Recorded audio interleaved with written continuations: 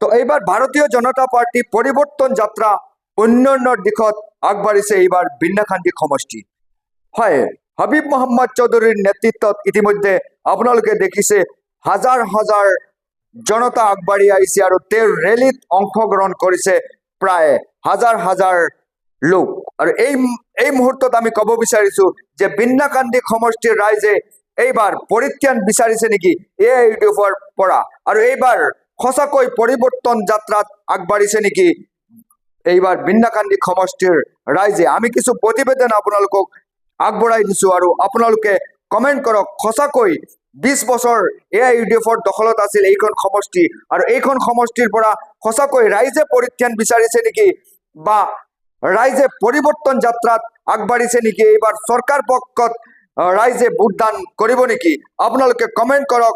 আৰু এই কমেণ্টৰ জৰিয়তে আমি ৰাইজক দেখুৱাব বিচাৰিছো সঁচাকৈ বিন্নাখান্দি সমষ্টিৰ ৰাইজে এইবাৰ কাক ভোটদান কৰিব আৰু কোনে এই সমষ্টিখন দখল কৰিব, কোন বিধায়ক হ'ব, আপোনাৰ কমেণ্টৰ বাট চাই সঁচাকৈ হাবিব মহম্মদ চৌধুৰীয়ে বক্তব্য ৰাখিছে যে অৰুণোদয় আঁচনি হাজাৰ হাজাৰ লোকক দিয়া হৈছে ইতিমধ্যে, কি আঁচনিৰ জৰিয়তে আৰু বিভিন্ন মহিলাসকলক সবলীকৰণ আৰু বিভিন্ন আঁচনিৰ জৰিয়তে লাখ লাখ মহিলাসকলক ইতিমধ্যে চৰকাৰ ফালৰ পৰা আঁচনিৰ জৰিয়তে সহায় কৰোৱা হৈছে। গতিকে সহায়ৰ পৰিৱৰ্তে এইবাৰ চৰকাৰ পক্ষত ৰাইজে ভোটদান কৰিব নেকি, এইবাৰ হাবিব মহম্মদ চৌধুৰীয়ে যদি প্ৰাৰ্থিত্ব আগবঢ়ায় আৰু যদি টিকেট পায় তেনেহ'লে সঁচাকৈ হাবিব মহম্মদ চৌধুৰী এইবাৰ বিধায়ক হ'ব নেকি, আপোনালোকৰ পৰা মতামত বিচাৰিছো।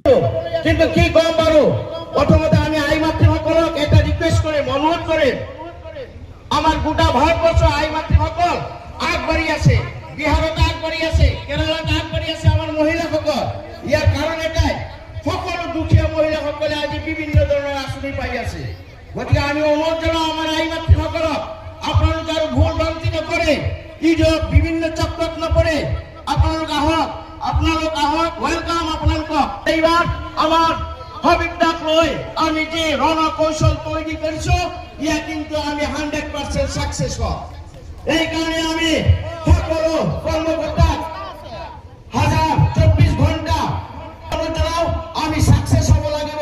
যদি হুজাই সমষ্টি বারবার বিজেপি গৈ আছে, যদি লামডিং সমষ্টি বারবার বিজেপি গৈ আছে, আমি কি কৰিলো, আমি ইমান এজন ডাঙৰ নেতা পাইছো আজি।